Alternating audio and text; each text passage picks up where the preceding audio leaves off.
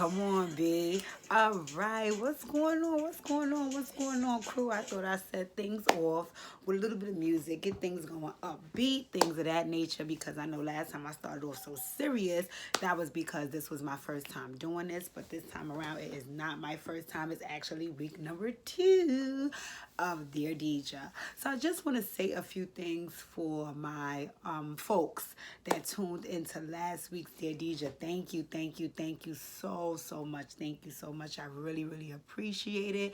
And I loved all of the feedback I received from you guys in regards to my video last week. I appreciate it 110%. And I listened.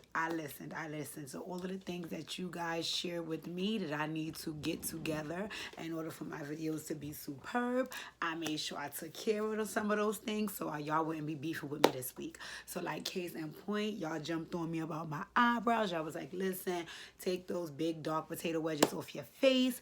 That wasn't cool. So this week, I didn't get a chance to get a different color, but I thinned them out, cleaned them up a little bit. So y'all let me know if they are lit. Y'all let me know if they are lit this time. Another thing that y'all jumped on me about was me fidgeting with my hair. That is like the thing that I do. I can't explain why I do it.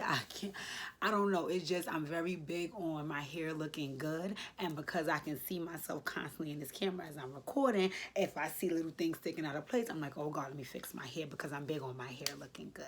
So I'm sorry about that, but that will probably continue to happen until I have something done to my head that I feel like is absolutely perfect.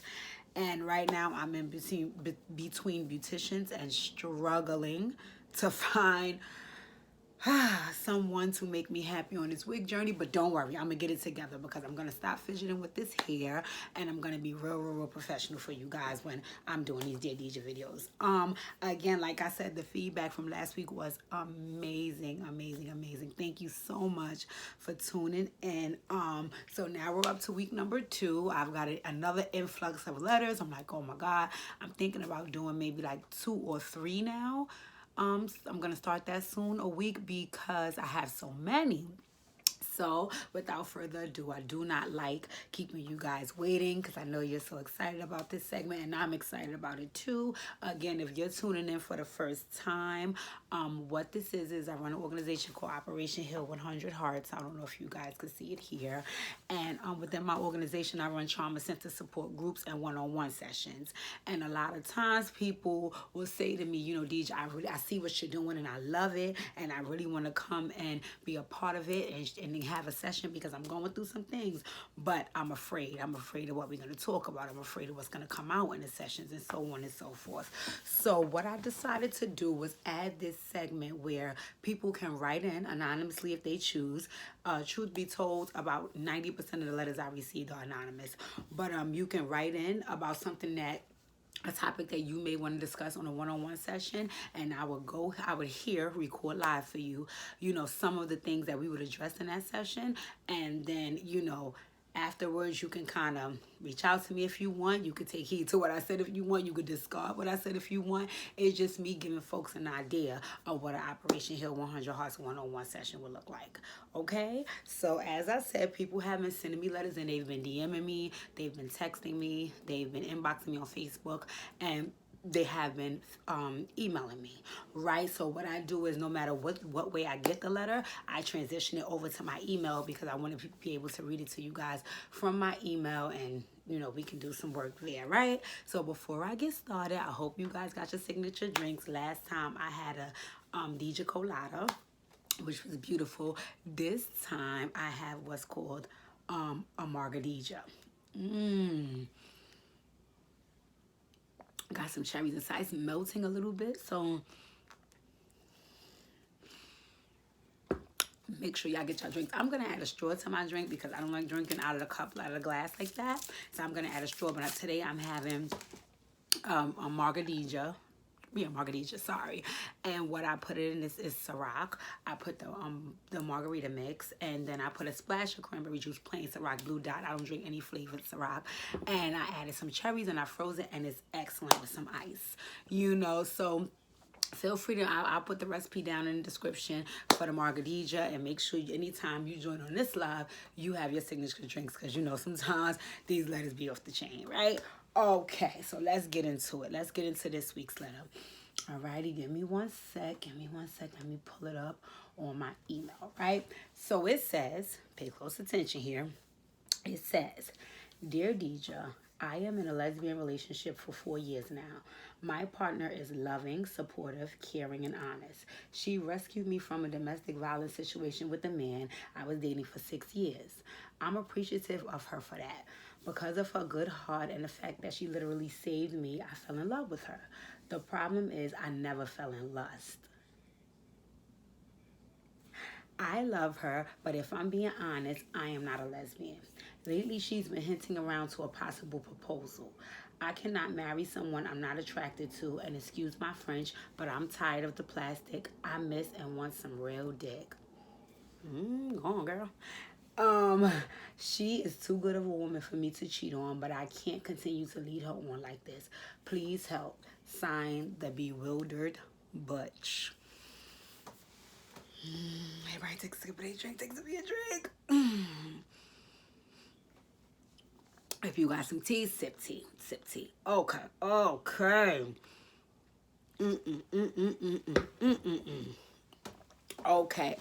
Okay. The Bewildered Butch. Let me see how I can get into this. All right. So I'm going to call her BB. If BB and I, for Bewildered Butch, if BB and I was having a one-on-one session, it would start off like this, right? First off, I would want to know some back information about what happened in her last situation, the domestic violence situation, and how this woman saved her. Because what I've physically seen this happen before, is right.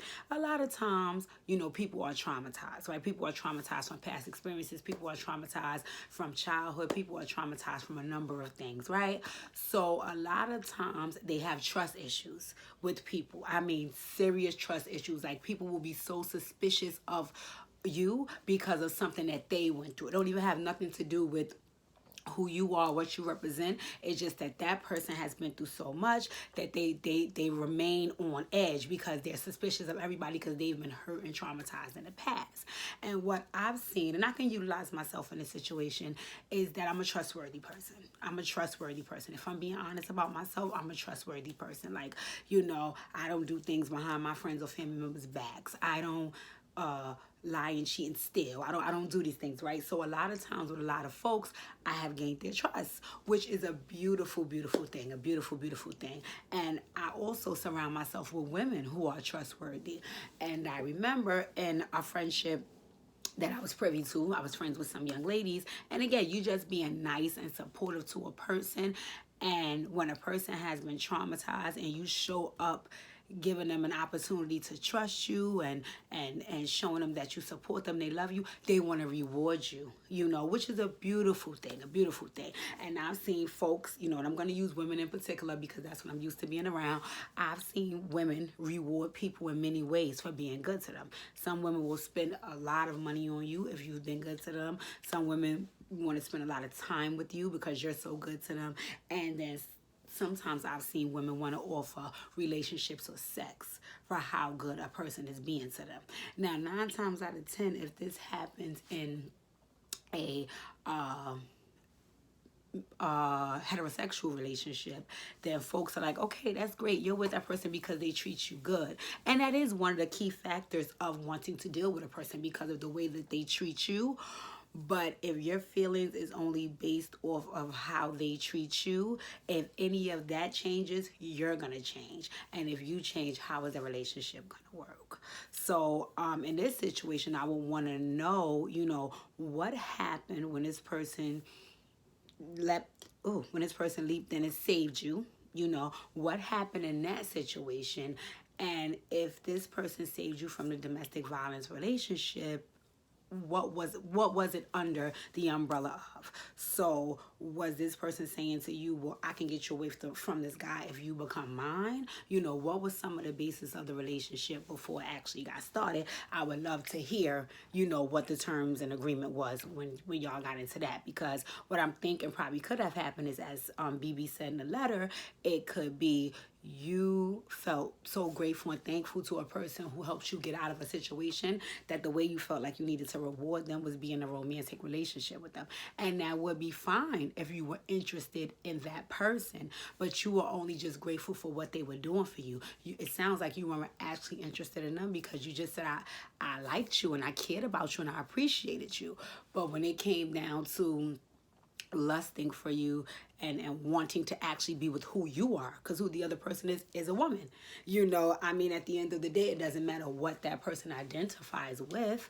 Let me not say that. It does matter what you identify with. But technically, the other person is a woman. And if sexually you're not attracted to this person, and this is who this person is, unless they have some point that they're going to change, and BB didn't hint into that in the letter, then I don't know how this will work for you.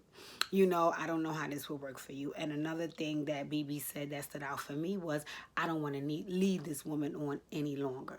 You know, and if I'm not mistaken, it looks like here, okay, she says she's been in a relationship with this woman for 4 years. So I will also have to question what's been going on all of this time that you've been with this woman. Have you been trying to make yourself, you know, be attracted to women? What were you doing in the meantime for this relationship to last as long and this other person not have any idea? Because if the other person is hinting at a proposal, that obviously must mean that the other person wants to progress to the next level because she thinks you guys are on the same page, you know. And before we even get to the other person, you guys know me, like I said in my last video, and I'll say it again, my sessions are always about the person who I'm doing a session with.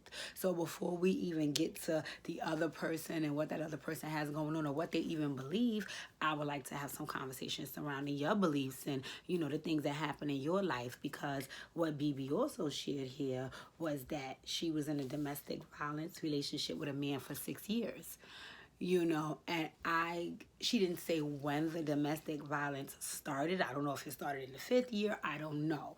But the fact that the other person had to come and rescue you, you know, there was no way for you to get out of it on your own. I would have to question why.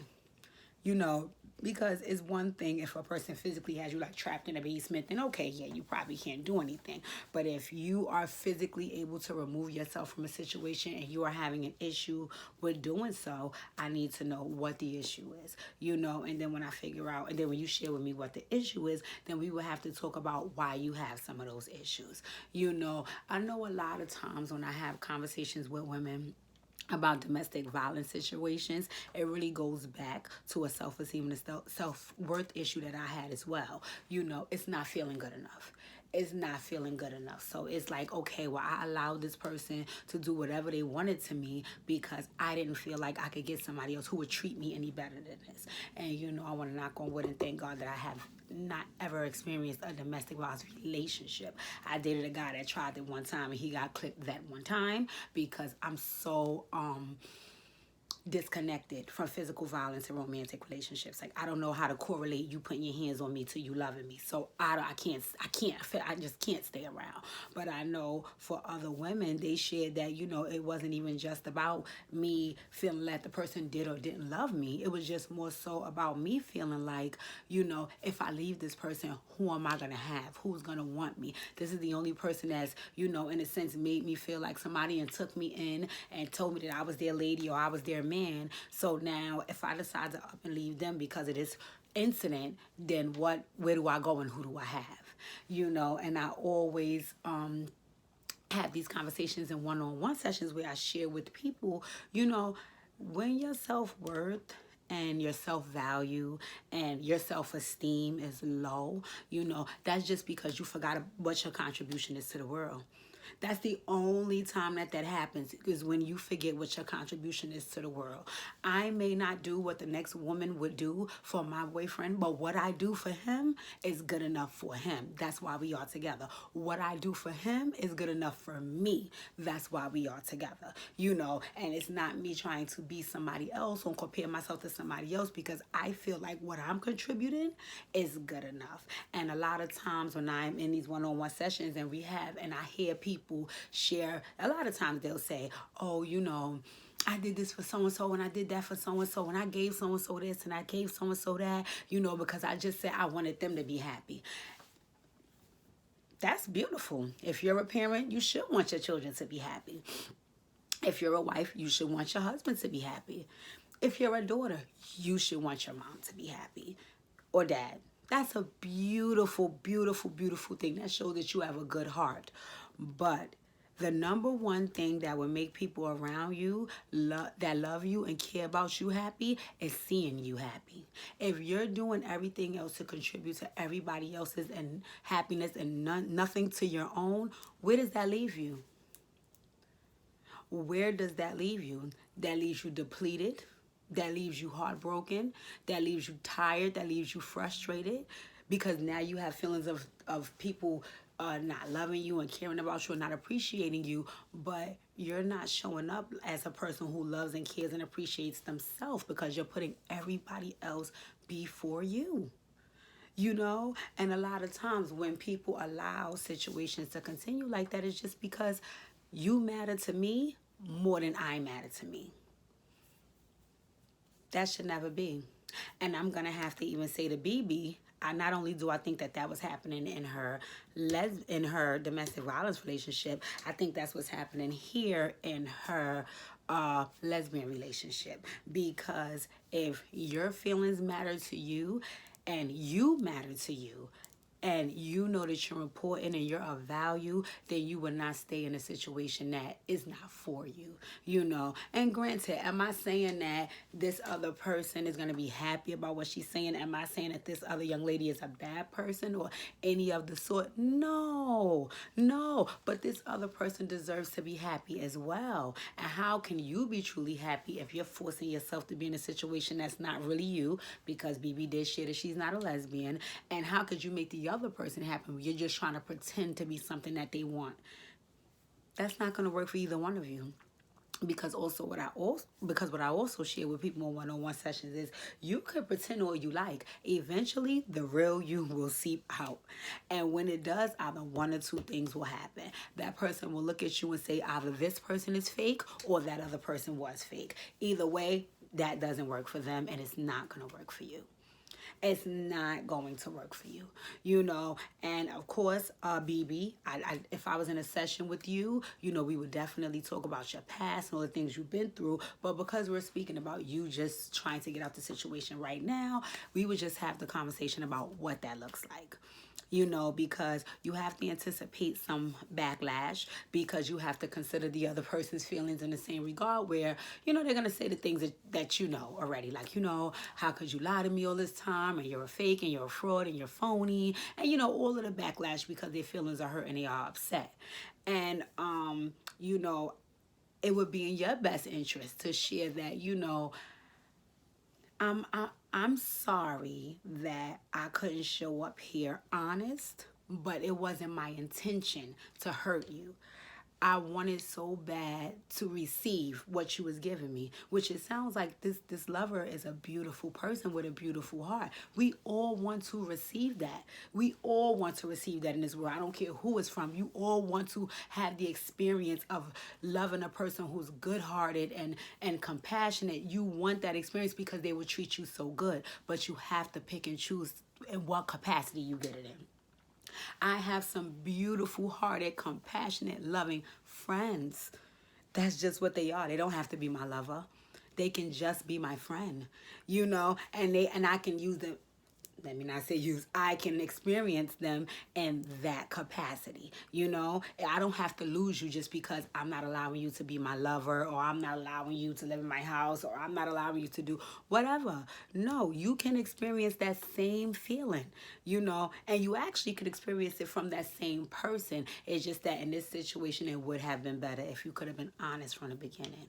And I'll take it a step further. I would definitely want the one-on-one session to go a little deeper, because I would like to know, did you even know that that wasn't what you felt all this time?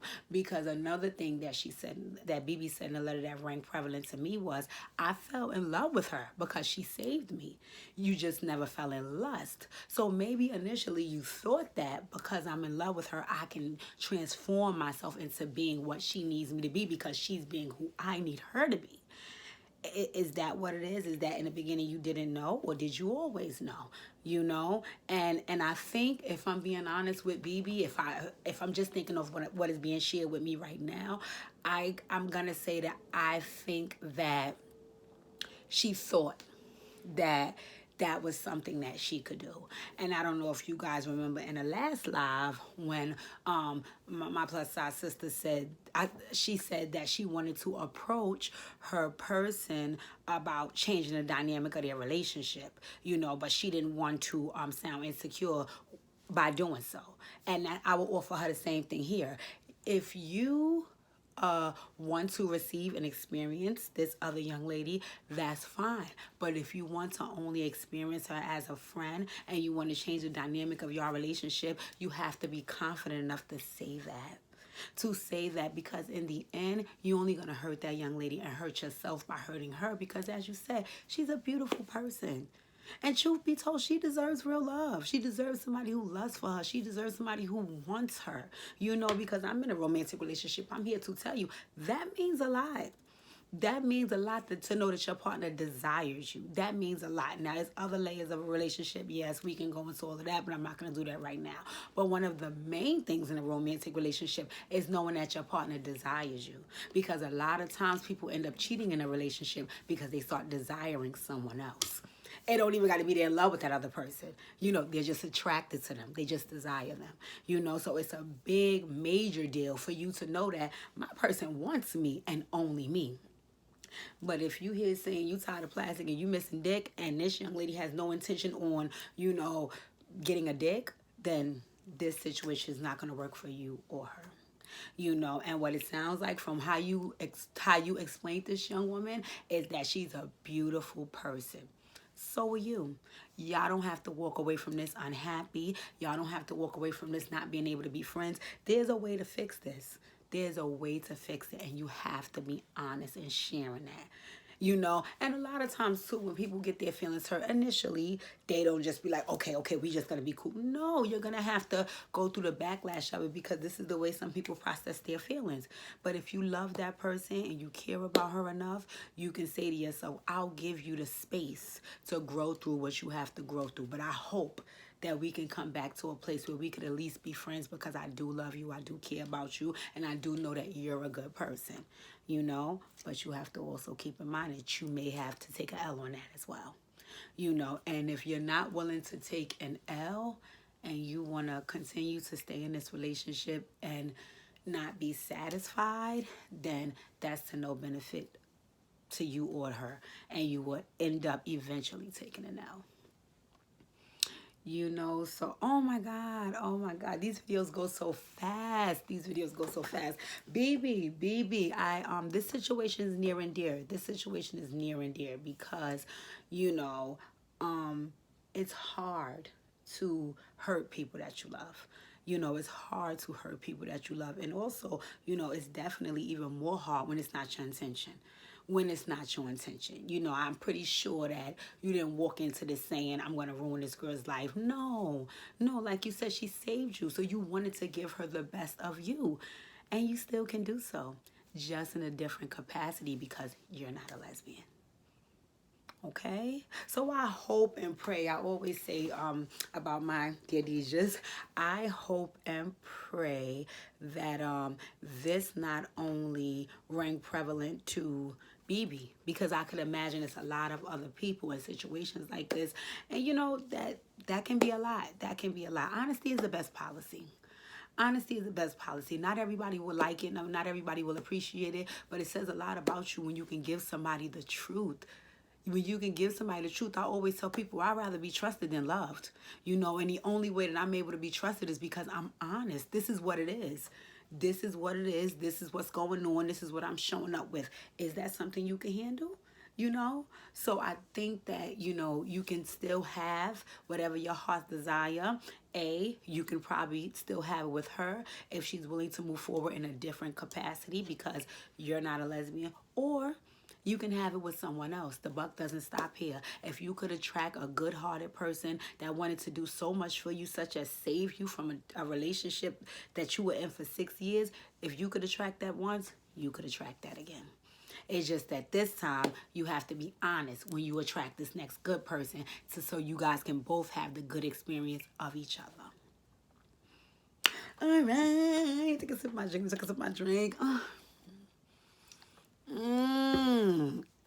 Margadija, or Dijah, or something. I gotta think of a good name for this. Anyway, I'll drop down in the description and let y'all know what the real good name for this. Like I said, I listen to you guys. I got my new wig on. Come on now. I got my eyebrows a little thinner and cleaned up. I listen to you guys. And I backed up from the camera too because when I watched my old video, it looked like y'all was looking up my nose. That made me feel away. It's already big. So I listen to you guys. I got a clean background. I listen to all the feedback and I'm going to continue to listen. Because I'm so excited. I'm so excited about my YouTube journey. I'm so excited about Dear Dijah. I'm going to be uploading some Operation Heal 100 Hearts testimonies for folks to listen to, because a lot of times when people ask me what I do and then I share what I do, they still kind of be confused. Like, okay, so what we going to do? And I got to try to break it down to them without actually having a session with them. And that's a little frustrating. So what I did with one of my newer clients is I actually sent her a few of the videos that a few of the video testimonies that participants sent in from the Operation Heal 100 Hearts 60th anniversary I had July 1st of last year, and that the young lady got to see, like, oh my God, okay, I see what you're saying you do. Okay, I want a session, you know. So I'm just gonna upload some testimonials to the page so people can have a better idea and also see the feedback from other folks, because I can tell you I'm healing hearts, but how would you really know? You know, you have to hear from people who've actually experienced this. So I'm gonna be uploading that. Make sure you like, make sure you share, make sure you comment, make sure you subscribe. I'm so again excited about my YouTube journey. Let me move that straw over. About my YouTube journey, and I will continue to do this every week. So make sure you send in your Dear Dijah letters. You can send it to me via Facebook inbox. You can send it to me in a text message. You can email it to me. I'll drop all of this information down in the description box along with my social media sites so you guys can come and follow me. And like I said, like, share, comment, subscribe, because I want to make sure that you're a part of my YouTube journey. This means a lot to me. So please continue to send your Dear Dijahs in. BB, I really appreciate your letter, and I hope that you will come from underneath that anonymous umbrella so we can do some real deep work together. All right, you guys enjoy your Sunday. I'll see you all next week.